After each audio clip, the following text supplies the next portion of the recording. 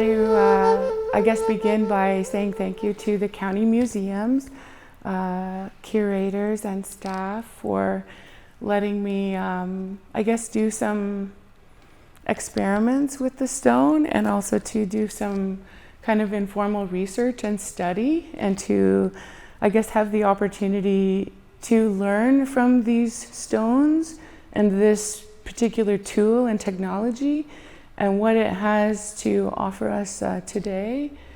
Yeah, so I'd like to begin by cleaning the stones a little bit with a smudge. And I feel like this smudge is also a communication with the stones, with the understanding that things have a spirit, and we have a connection to these things in a physical way, but also in a spiritual way. And that many hands have touched this object, and it has been around for a very long time. And so we want to honor it, and I guess respect, the many ancestors, I think, that have brought this stone forward to present day. So I'm going to use a few little things here. I already had burned a little bit of white cedar just to sort of cleanse this space, and to start the foundation of our intent of what we're going to do today. And so I just added some white sage, and I'm going to use a little bit of the sweetgrass as well. And normally I would like to use a wood match, but today I'm going to use this lighter, just be a little faster, maybe.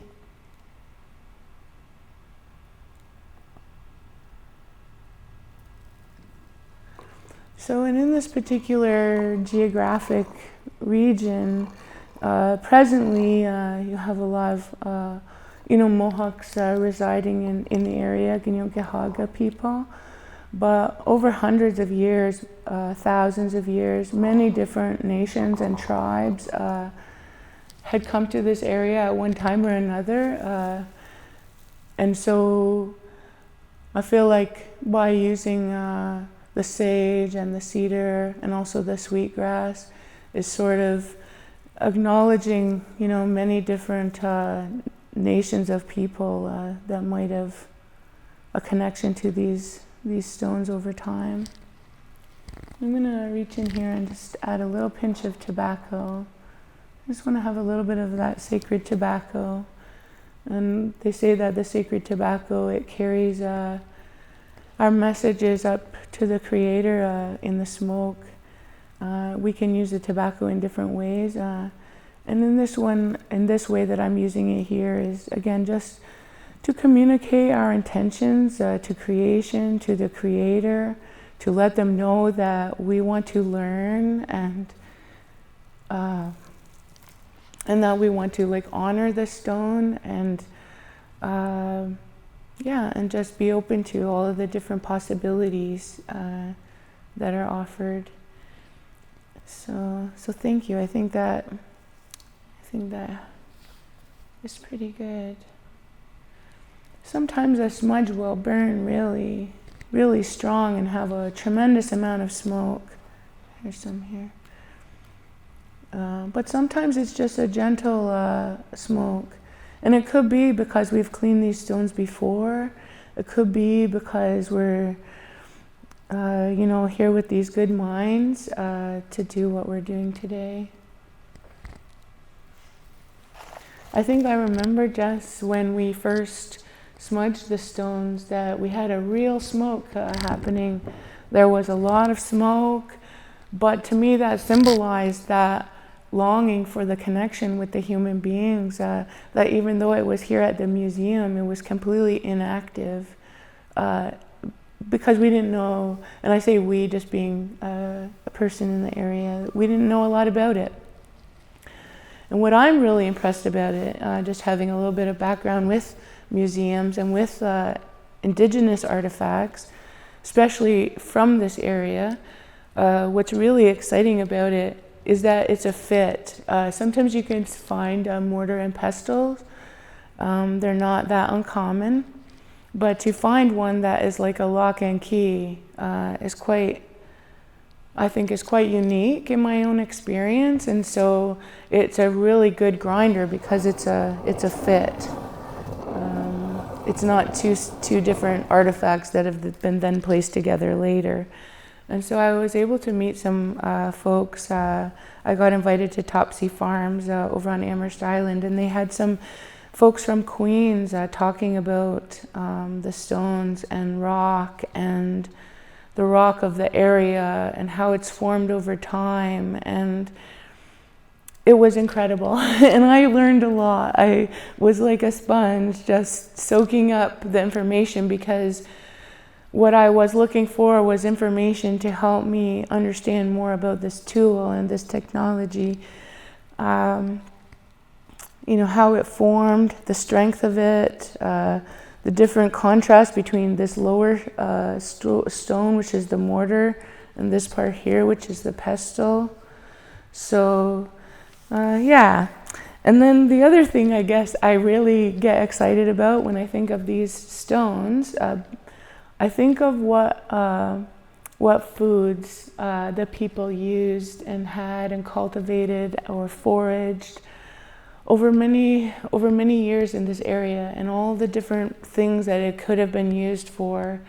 And so we have done a few grindings with this, and it does an excellent job, and I can just show you that here with a little bit of this corn. So this is a white Mohawk flour. So this is a corn that would have been grown by Mohawk people. It has a nice long ear. Usually for uses, most corn goes through nixtamalization, which we could do for this process as well. I have tried using nixtamalized corn on the mortar. It works good. But just for today, we're just going to use kernels that are just in their seed state, which is just completely natural and raw, uncooked. And I'll place a few there. And what I like to do to get started is just kind of let the weight of this come down onto the corn. And you can, once you get in the rhythm of using it, you can put more in at once because it's a fairly good bowl. But just for keeping on, just for this, I'll just do small amounts. So you can see already, that was how many seconds? Just a few seconds, and that pulverized the corn almost into flour. So I'll give it a couple more taps and a little bit of a grind. I'm gonna sweep my corn back toward the center and off my, and you can see what a very good technology this is for corn. It took those whole kernels with a very tough seed coat and has now made them into like a cornmeal. And if I do a little bit more, that's going to come into a powder. Okay, so it'll be a really nice flour. And that didn't take very long, which is really fun. But the weight of the stones, we don't really know exactly the weight. We know that it takes a couple people to lift the base, and then I can lift this, but it's good, it's heavy. I want to say probably like 15 to 20 pounds. And maybe just guesstimating here on the stone, on the base, could be like 75 to 100 pounds. So there's a good chance that this stone has always been here. Ever since it was created, it never left, because you would not throw this in your canoe and take off into the Bay of Quinte or into Kahehtoktha Rio, Lake Ontario, with something on board like this. So I always say, I think it's always been here, because in my own speculation and just my own practicality and just all that together. So probably what happened was there was some kind of universal sign that said, if you look over there, there's a mortar that you can use. Like if it was not in use and people left the area, they would have left it somewhere. And they would have said either we're coming back and we're going to use it again, or someone will find it and they'll use it. And then it'll just keep going like that because it's so heavy and yeah. So we have some flour that we've made really quickly in this wonderful technology. And so I'm gonna show you something here. So what's really nice about this stone, I feel like the people that created it, used it, they thought of everything, because when I first made my first appointment to come and visit the stone and to talk to Jennifer and Jessica about it, I brought a few things with me, some corn, and then one of the things I thought of was, how do I get the flour off the mortar? And then when I came, I was to this stage where I want to take the flour off the mortar, and discovered that the mortar was designed to make that easy.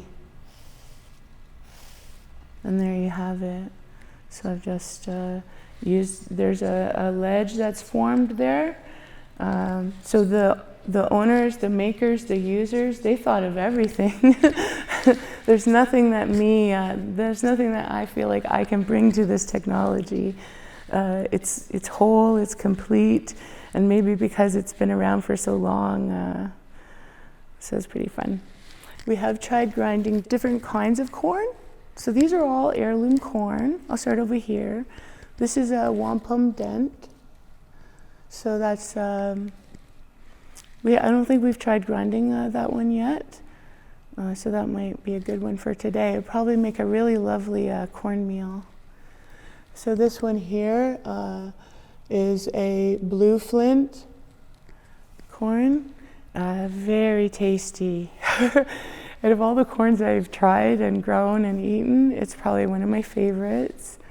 I'll always grow it now. And it makes beautiful tortillas that end up being a very dark color, just like that. And it's looks very beautiful.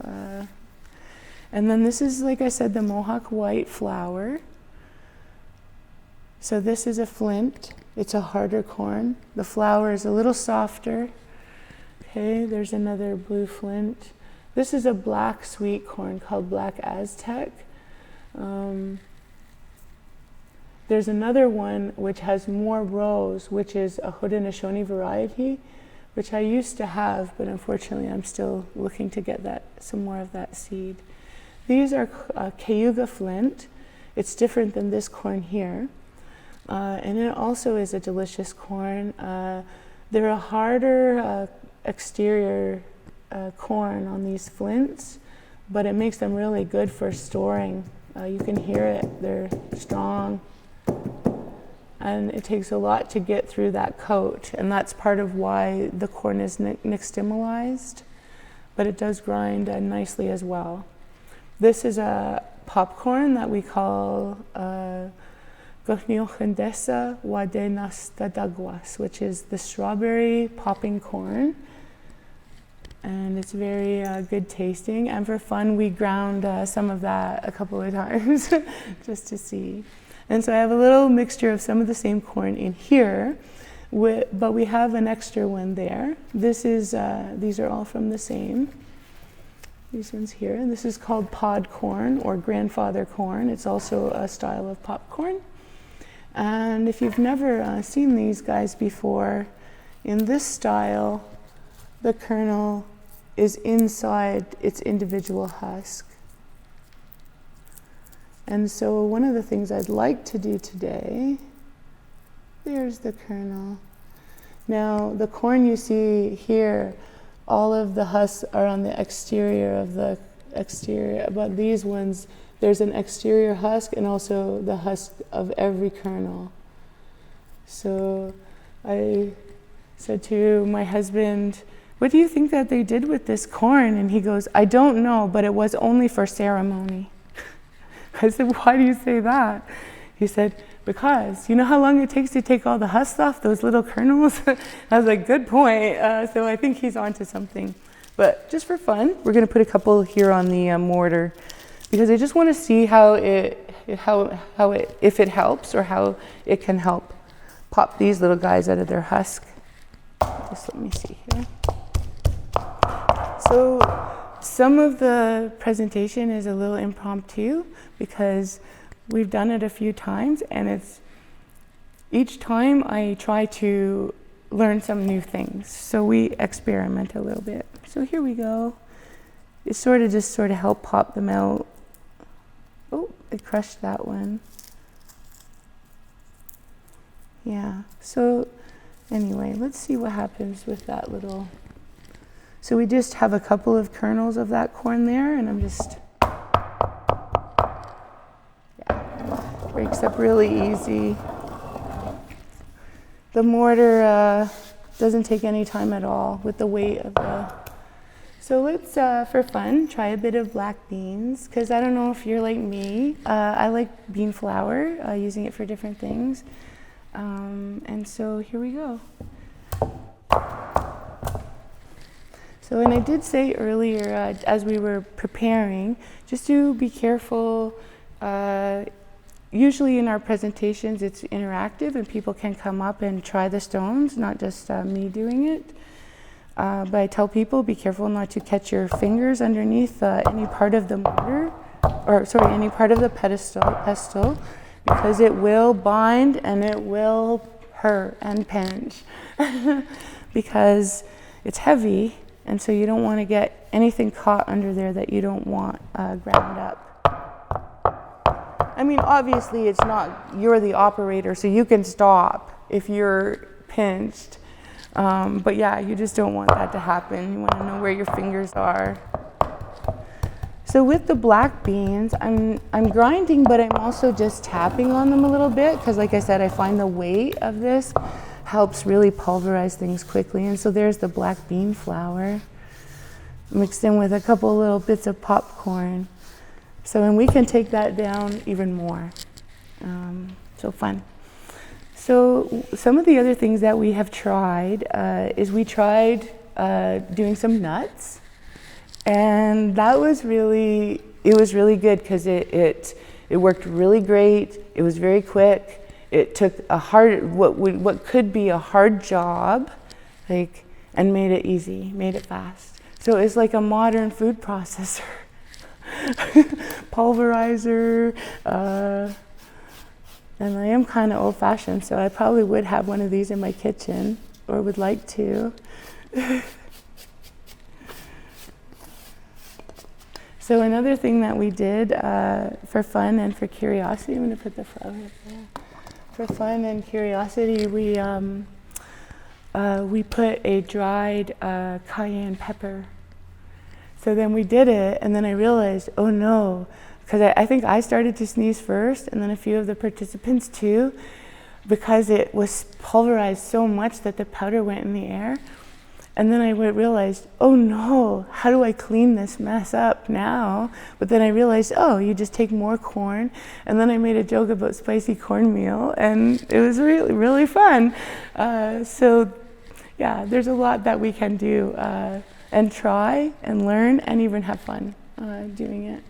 So this, so the corn was cultivated by many nations of people that lived here. Corn has been around this area for at least 1,000 years, if not more. We don't know exactly. There's a lot of speculation, 800 to 1,000 years, but it could have been longer. Because actually one of the participants asked me a great question one day.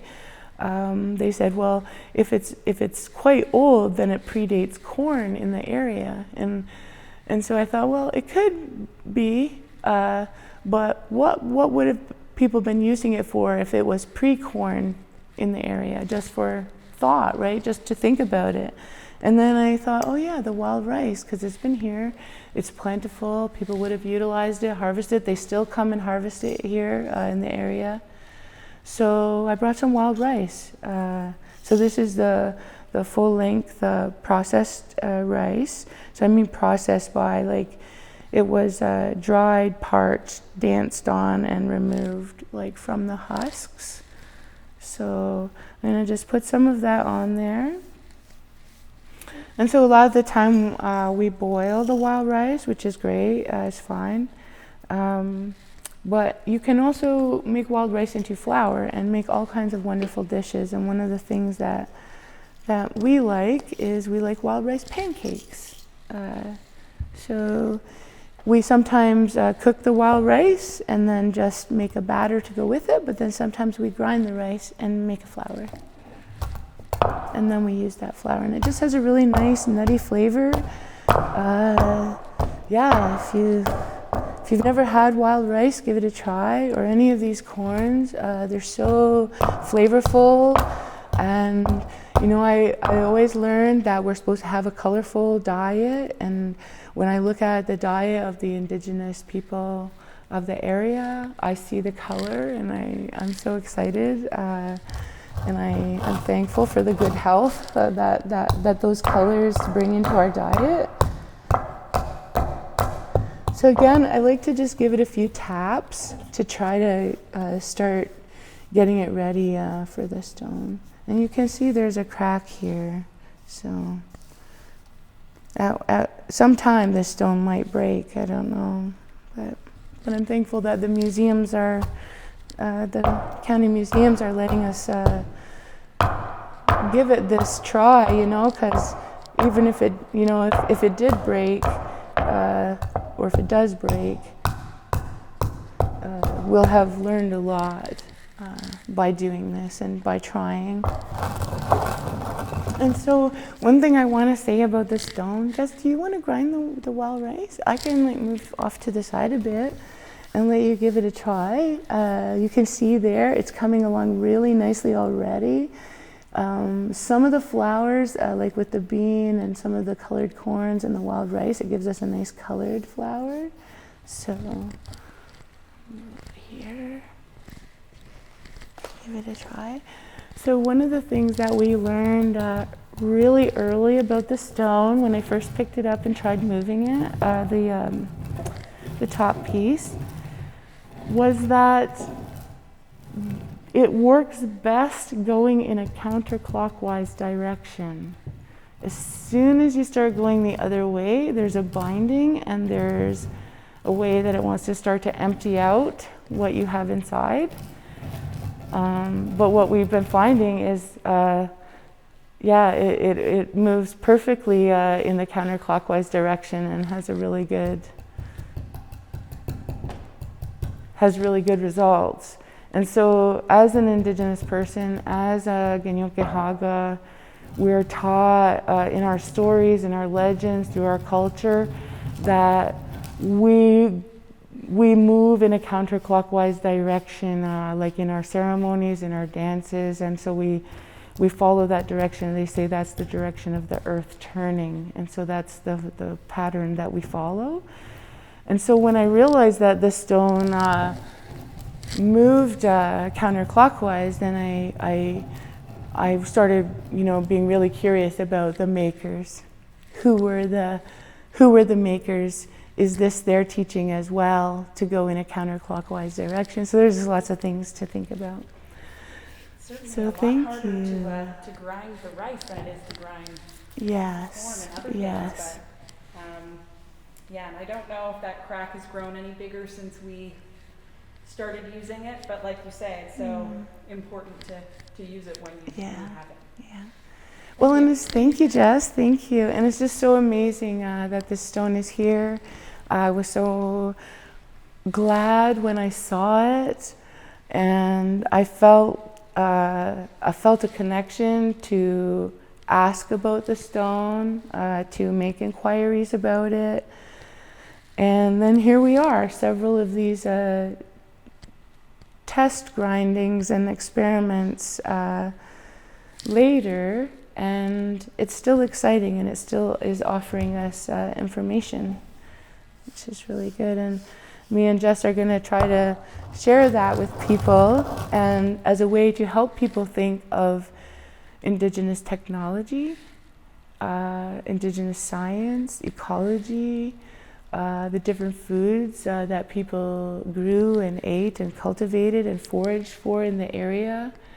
So I just hope it, it's a teacher, and here it is, this ancient teacher still giving us lessons, I guess, about our food ways and our culture and the cuisine of the area, what people ate,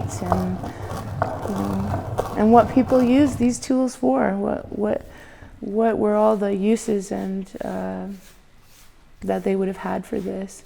And then I always sort of imagine myself hearing like that sound when someone's starting the morning meal.